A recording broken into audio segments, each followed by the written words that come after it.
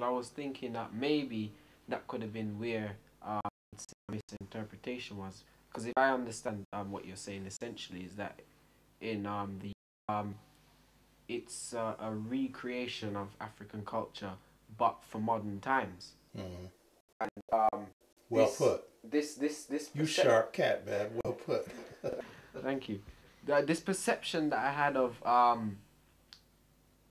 all American culture being one is just them, the other cultures taking on this one piece of element, like how you defined with the hip hop part.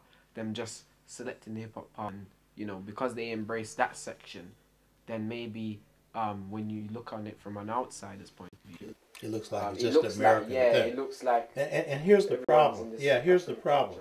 Even hip hoppers usually don't acknowledge the source of their culture, meaning they don't go in and deeply probe where hip hop comes from. They don't connect it to, for example, funk. You know what I mean? Yeah. And to the fact that George Clinton is like one of the fathers of hip hop because of his influence on funk. Most will connect it to James Brown and the author of The One. You know what I mean?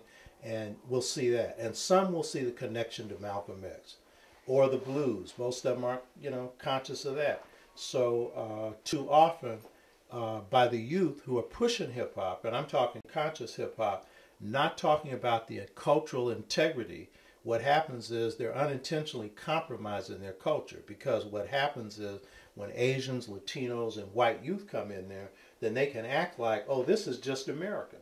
You know what I mean? Yes. And then claim it as their own, as they do, as Elvis Presley did with rhythm and blues. Black people didn't fall for that. I never went to a single Elvis Presley concert, and I doubt if a handful of black people ever did. But when I listen to him now, I must admit he was a pretty good imitator. But that's what he was, an imitator. That's all you can be. White hip hoppers are imitating our language. Just as if I learn Chinese, I'm imitating Chinese. You know what I mean? Yeah. And I ain't knocking it. And by the way, imitation is a high level of respect.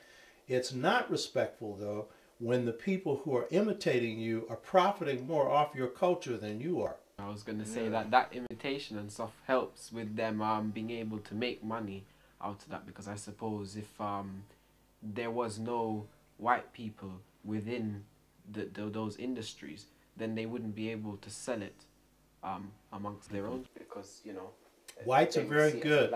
Yeah, whites have been very good at the corporate level in terms of manufacturing a product and distributing it. Yes. And they control that process globally, even though the Chinese are moving in, the Japanese have been allowed to move in, and the Europeans, especially the Americans, control a sizable part of the Japanese economy. Remember, they conquered Japan, you know.